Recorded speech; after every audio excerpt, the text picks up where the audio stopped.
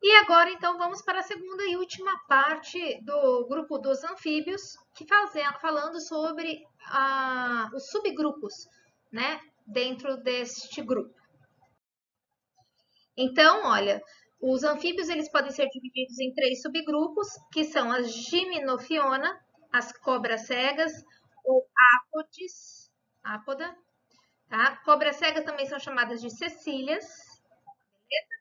Nós temos os Urodela, que o principal representante são as salamandras, e os anuros, mais popularmente, são os sapos, as rãs e as pererecas. Vamos ver a característica de cada um desses grupos.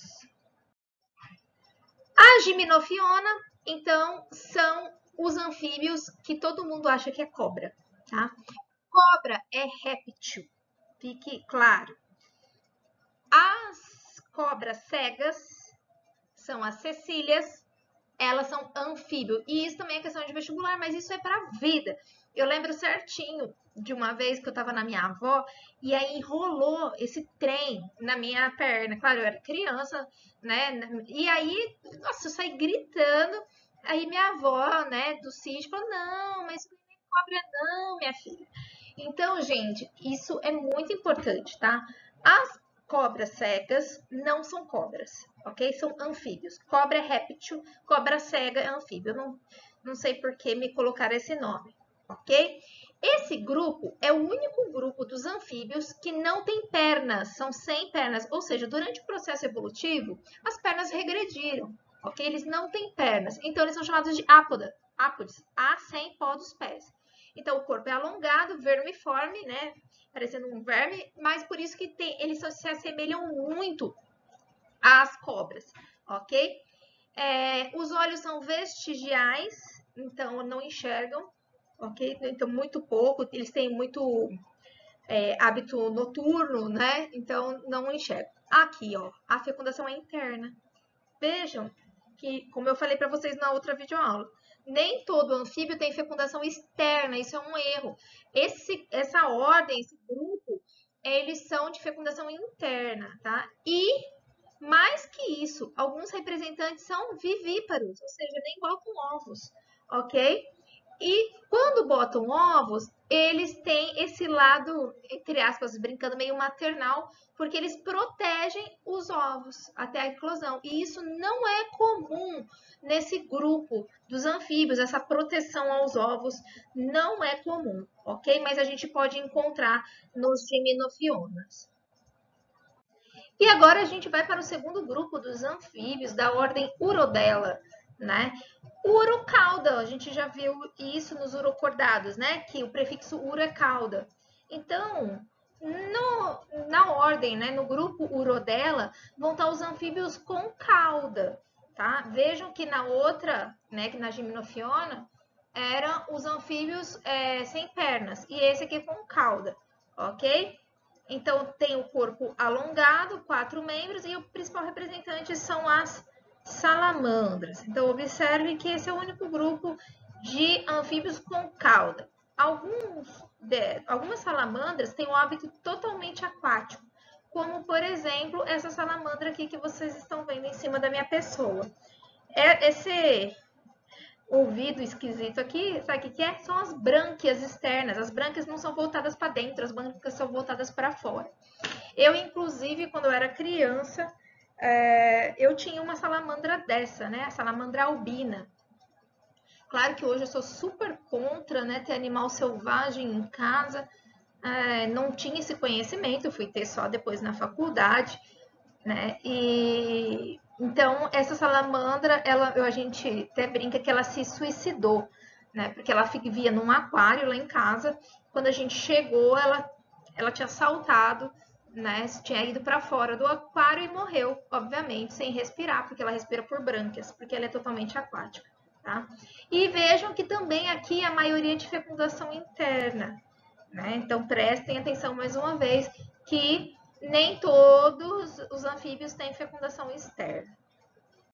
E para finalizar, a ordem mais popular, o grupo mais popular que a gente mais conhece, né? Que estão aí os sapos, as rãs e as pererecas. Ai, gente, eu trouxe uns bem bonitinhos, né?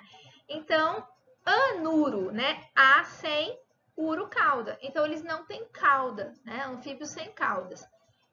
Alguns têm adaptação ao salto, principalmente as pererecas, com ventosas nas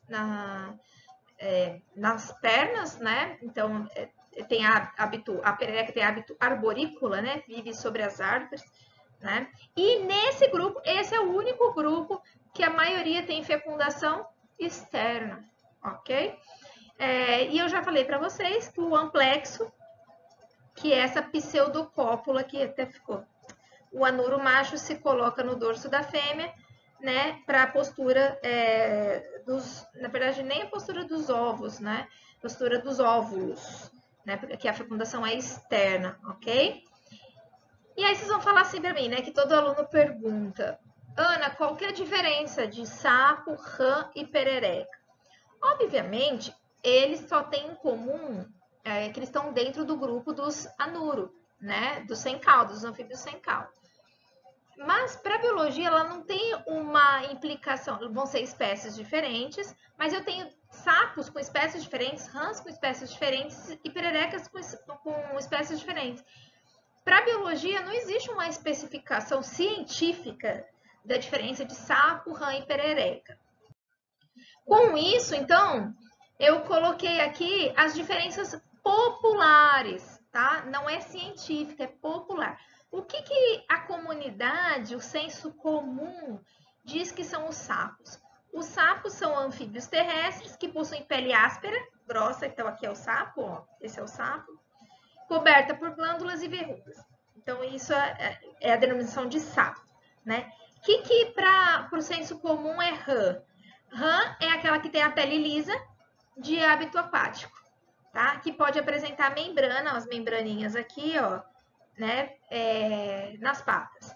E a nossa amiga perereca, que tá aqui, né? São animais de pele muito fina e, como eu falei, hábito arborícola, né? Graças à presença, então, olha, percebe que existem ventosas na mão. Isso que acontece com a perereca. Então, entendam que a denominação de sapo, de rã e perereca, elas são denominações populares e não científicas.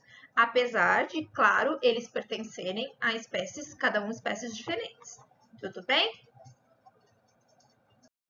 E a gente finaliza, então, com essa questãozinha da FUVEST aí, que eu já tinha falado para vocês, comparando a briófita com o anfíbio. Pode pausar o vídeo para tentar responder.